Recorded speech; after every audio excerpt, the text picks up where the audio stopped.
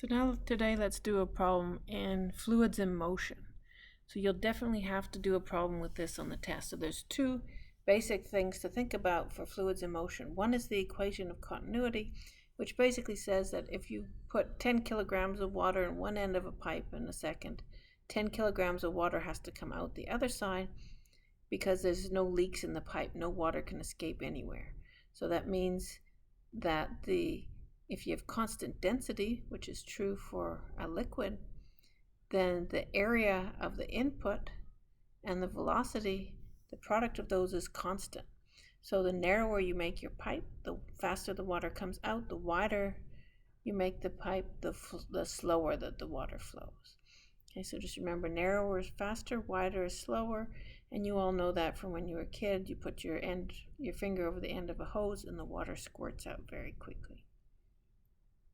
The other equation that we're going to work with is Bernoulli's equation, which is essentially just conservation of energy again, and it factors in the pressure of the water, any changes in speed due to changes in area of the pipe, and also changes in height. So the equation is that the pressure plus 1/2 rho v squared plus rho gy is a constant. And if you look at the two center terms, this term looks like a kinetic energy term, right? It looks like mv squared over 2. And this term looks like an mgh equation for potential energy. So it's basically kinetic energy plus potential energy plus an applied force. The work that you do by applying a force is constant, so energy is conserved. So basically, Bernoulli's equation is just energy conservation. So this, for example, explains a bunch of things. It explains how airplanes fly. It explains why your roof might come off in a hurricane.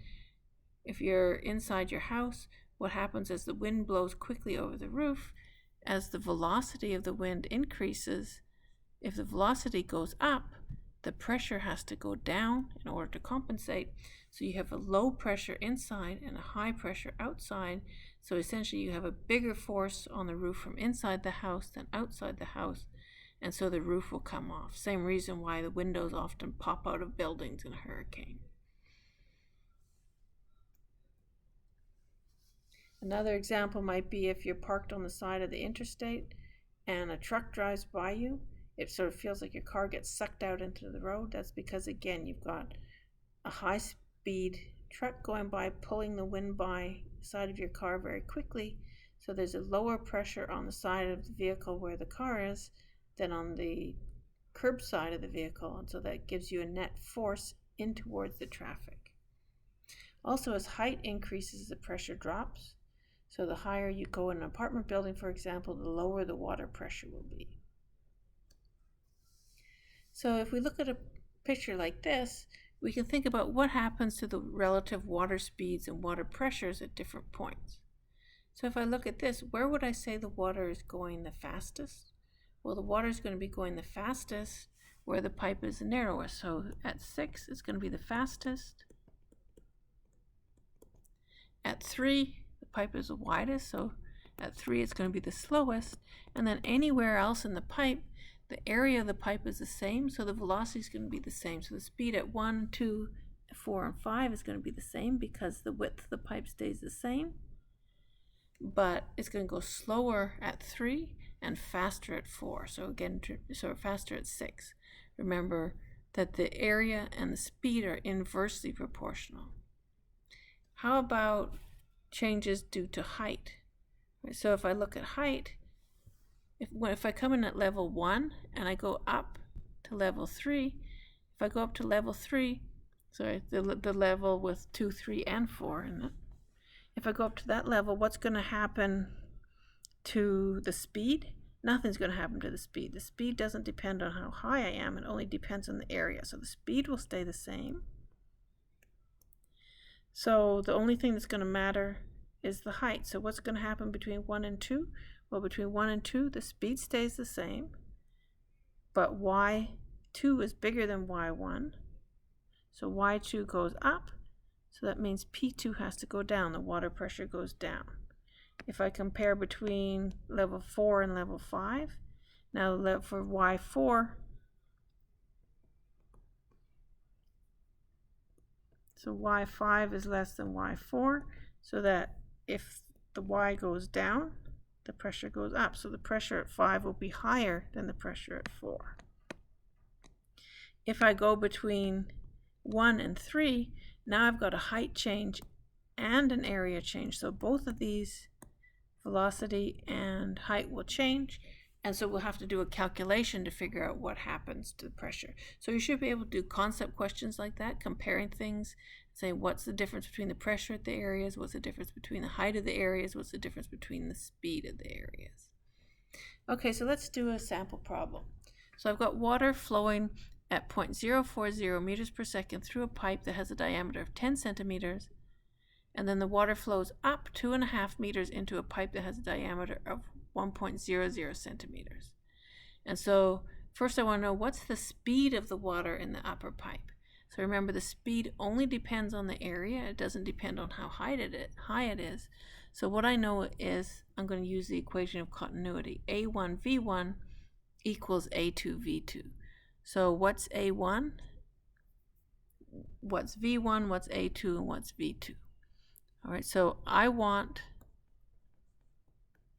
A1, V1, A2, and V2. Those are my unknowns. It's asking me to solve for V2. So that means I must know the other three. All right, do I know V1? Well, yeah, I know it comes in at 0.040 meters per second. So what else does it give me in the problem? So I've got V1, I've got diameter of both pipes. So this is going to be pi times diameter 1/2 squared. And the area of pipe 2 is going to be pi times diameter 2/2 squared. So again, it's the same equation that we used in fluid dynamics, the area of a circle. So let's figure out those areas. So area 1 is pi. Now 10 centimeters, I've got to convert that into meters. So 10 times 10 to the minus 2 meters over 2 squared. So that gives me 7.79 times 10 to the minus 5 meters squared. Area 2 is pi times 1 centimeter. So 1 times 10 to the minus 2 meters divided by 2 to go from diameter to radius and square it. And I get 7.79 times 10 to the minus 3 meters squared. When you're doing problems like this, make sure you don't round your areas off too much when you first calculate. Don't round that off to 8, because then you'll get the wrong number. Okay, so make sure you don't round those areas off as you do your calculations. Another thing is, because we're going to end up doing ratios of areas, technically it doesn't matter if I converted it from centimeters to meters, but usually it's safe to do it. Okay, so now I've got, if I look at my equation, I've got A1, I've got A2, I've got V1, so I just need to find V2. So what's V2? V2 is A1 V1 over A2. So I've got 7.79 times 10. Let's see, did I get these wrong? Sorry, I've got my two areas in the wrong order. This was 10 to the minus 3 for area 1 and 10 to the minus 5 for area 2. Okay, so 7.79 times 10 to the minus 3, it's a bigger pipe, so it should have the bigger area, times the velocity, which is 0.040, divided by area 2, 7.79 times 10 to the minus 5. And so if I do that calculation, I get that the velocity at which it exits is 4.0 meters per second.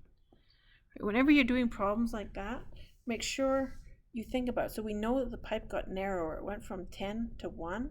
So if it goes from 10 centimeters to 1 centimeter, then I know that the pipe gets narrower and the speed should increase. So V2 should be bigger than V1, and in fact, that's what we got. And that's why I noticed as soon as I started writing down my equation for V2, I noticed that I'd mixed up my numbers for A1 and A2 as I copied them off my sheet, because I could see that my number was going to go the wrong way. So it's always a good idea when you do that L stage of the goals method to look back, think about, does it make sense? Right, so your calculator spits out a number, but did you get your equation the right way up? Should it be bigger or smaller? And once you know that, you can check your answer. All right, so part B is going to now involve the fact that the height changes. And so we've got the same problem, just part B, and we're told that the pressure in the lower portion of the pipe is 1.20 times 10 to the 5 Pascal. I want to know what's the pressure in the upper pipe. All right, so I've got Bernoulli's equation that the P1 plus 1/2 rho V1 squared plus rho GY1 equals P2 plus 1/2 rho V2 squared plus rho GY2. Okay, so what do I know? I know the pressure on the input side, so I know P1. I know that the height at 2 is 2.5 meters bigger than 1, so I'll say Y1 is 0 and Y2 is 2.5 meters. Okay, so I know Y1, I know Y2. The density of water is 1,000, so I know that rho symbol. I know G. Okay, I know P1. Do I know my V's? Yeah, I know my V's from the previous slide, right? From part A. V1 is 0.040 meters per second, and V2 is 4.0 meters per second. Okay, so now I've got to put all those numbers in, and I want to find what is P2. All right, so P2 is, you can either put in all your numbers on this side and all those numbers on that side and do the calculation and then subtract, or I like to do everything algebraically before I start. So P2 is just going to be the left hand side, P1 plus 1/2 rho V1 squared. Then I'm going to subtract 1/2 rho V2 squared plus rho GY1 minus rho GY2. And again, if you don't like doing it this way, you know all the numbers on the left side, you know most of the numbers on the right side except P2, you can go ahead and put in your numbers there. Now when you're doing this problem, be very careful. I like to put in everything, calculate each part, and then do the subtraction. So P1 is 1.20 times 10 to the 5, 10 to the plus 5, plus 1/2 times the density, which is 1,000, times V1 squared, 0.040 squared, minus 1/2 times the density, which is again 1,000, times V2 squared, which is 4 squared, plus rho GY1, 1,000 times 9.8 times 0, minus rho GY2, 1,000 times 9.8 times 2.5. Okay, so put everything in the calculator, and again, rather than typing in all of this at one time, which I'm very likely to mess it up, I like to calculate each part. So 1/2 times 1,000 times 0.040 squared, that's 0.8, minus 1/2 times 1,000 times 4 squared, that's 8,000, plus anything times 0 is 0 for the third term, and then minus 1,000 times 9.8 times 2.5, so that's 24,500. And I get a net pressure of 87,500.8. And let's see, what do I have? It looks like I've got 3 significant figures, so I should say 87,500 pascals is my final pressure. Okay, so the water sped up, which would make the pressure go down, and the water also went higher, which would make the pressure go down. So there's a net decrease in pressure. Make very sure that you're able to do both of these types of problems. And in fact, a combined problem like this with part A and part B, first part find the V, second part find the P, is a very favorite kind of problem for me to put on a test. So make sure you know how to do it. And again, with that in mind, the problem I'm going to have you do today is to look at water at point 1 and say it's moving at 3.5 meters per second and the input pressure of 450 kilopascals, so it's 450,000 pascals. And I want you to find what's the water speed and the pressure at point 6. All right, so you're told that the pipe is 12 meters lower at point 6 than at point 1, and also that the pipe radius goes from 12 centimeters to 4 centimeters.